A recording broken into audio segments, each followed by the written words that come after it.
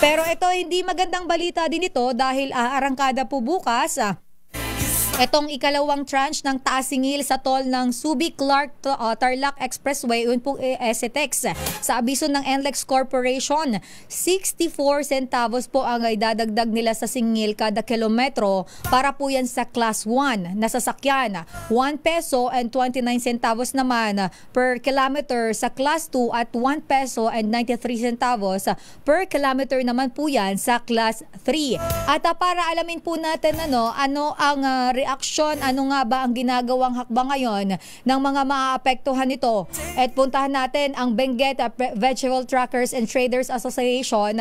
Ang kanilang presidente po ay nasa ating linya na, si Sir Rudy Bulawan. Sir Rudy, magandang umaga at welcome po sa programang Damdaming Bayan with Sister L. Magandang umaga po sa ating lahat. Opo. Na nakikinig sa inyo. Sir Rudy, Opo, go ahead po.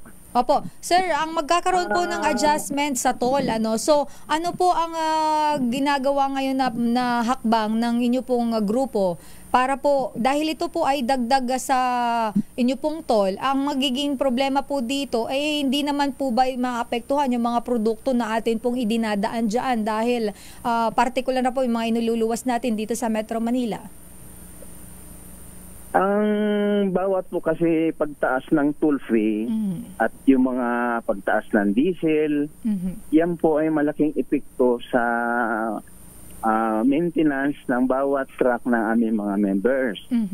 So sa madaling salita po, madadagdagan yung binabudget namin, bawat biyahe ng truck, at ang bottom line nito, at ang domino effect nito, idadagdag po namin whatever amount na idadagdag doon sa expenses namin ay madadagdag po sa presyo ng gulay. Yun. At lalo po ngayon, katatapos lang ng bagyo, mataas na naman ang gulay ngayon dito sa Benguet. Opo, ayun nga eh. So, tapos sasalubungin pa ng additional expenses na manggagaling dyan sa mga toll fee.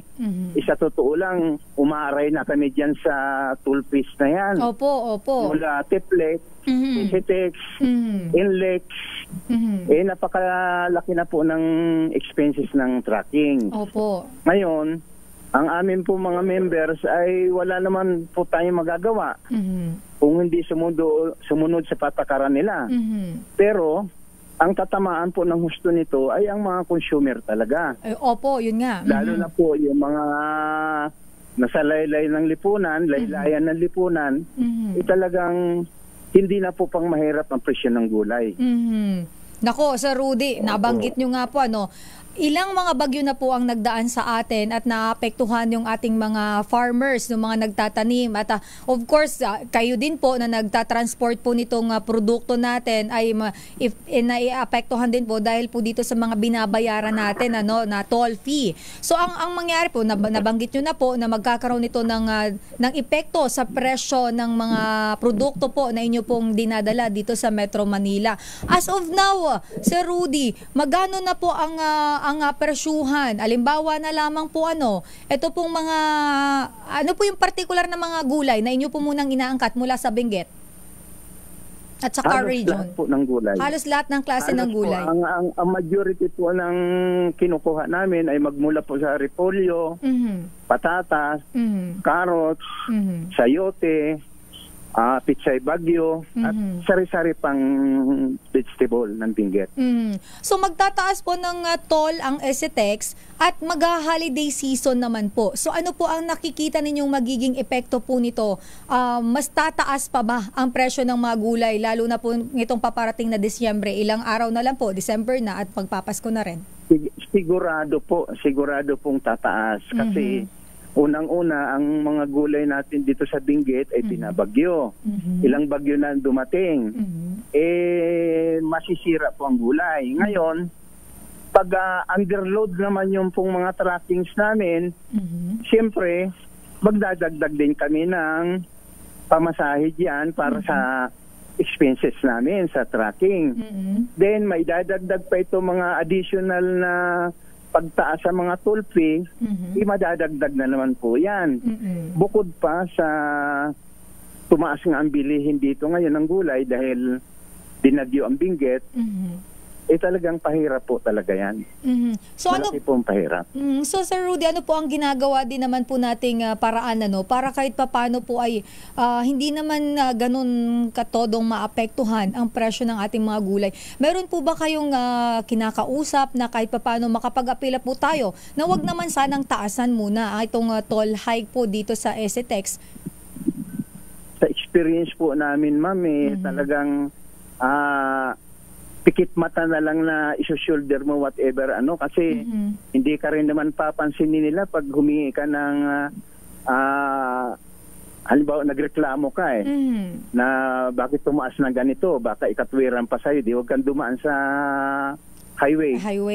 Kaya lang po, wala tayong magagawa kung hindi sumunod sa kanila dahil yun lang ang fastest way para makarating din kami sa mga destination namin. Kasi kung dadaan kami ng mga MacArthur Highway, medyo matraffic po. Lalong maaatraso ng gusto ang gulay natin bago makarating sa mga market. Oo nga, hindi na fresh yung gulay. Baka mamaya mabulok pa at lalong ikalugi pa, di ba, Sir Rudy?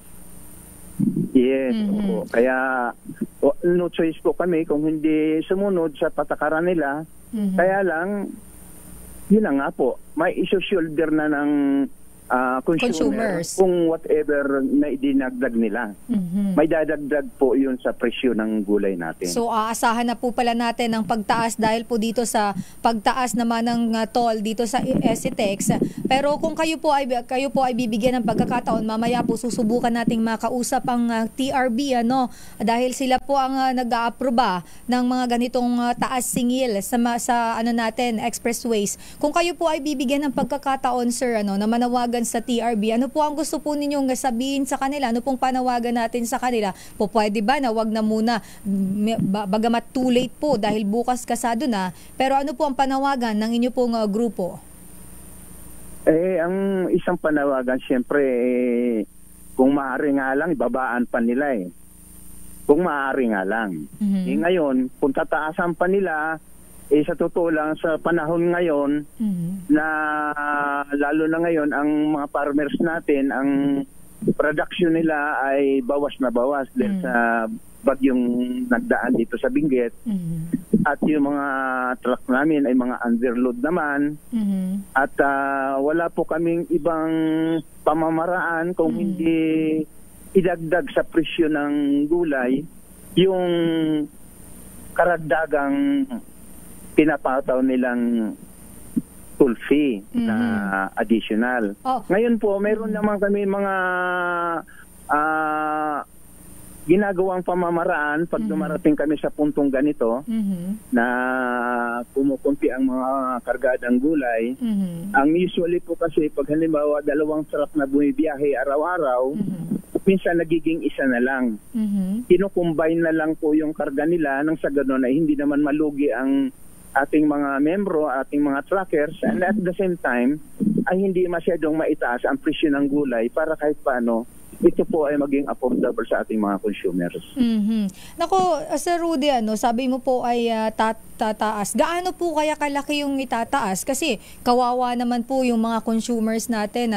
At bagamat naiintindihan po namin dahil tumaas din ang presyo ng produktong petrolyo, pero mga gaano po kaya ang estimated natin na itataas? Halimbawa na lamang po sa patong natin sa bawat presyo ng gulay, mga ilang piso po kaya? Kasi kawawa po yung ating consumers.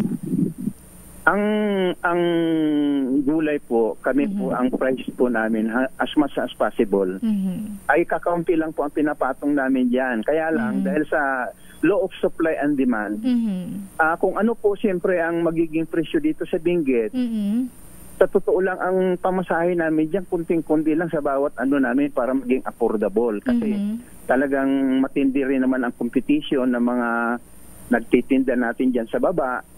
At para naman maging mabilis ang pagbibenta, lalo na sa part namin na ang binabagsak namin mga gulay from Benguet ay binabagsak namin sa Divisoria. So as much as possible po talagang yung pinakamababang presyo ang gusto naming laging iparating diyan sa mga gulay na bumabagsak sa Divisoria. Alright. So, Sir Rudy, makikibalita po kami sa inyo. Pero sana po, hindi naman ganun kataas yung presyo. Pero naiintindihan naman po siguro yan ng ating mga kababayan. Pero ang sa atin po, kung sana pwede magawa naman ng paraan na wag namang magmahal muna ang presyo. Dahil marami po sa ating mga kababayan ang binagyo din po. At hindi din naman na-afford na magtaas agad tayo ng presyo ng mga ganitong. Lalo na po ito ay mga prime commodities. Pangunahing pangangailangan po ito ng ating mga kababayan. Sir Rudy, maraming salamat po. Opo, thank you po, thank you. Maraming salamat po, Rudy Bulawan, ang presidente ng Benguet Vegetable Truckers and Traders Association. So, expect daw po natin na tataas dahil sa epekto po nitong pagtaas ng toll dyan po sa SCTEX.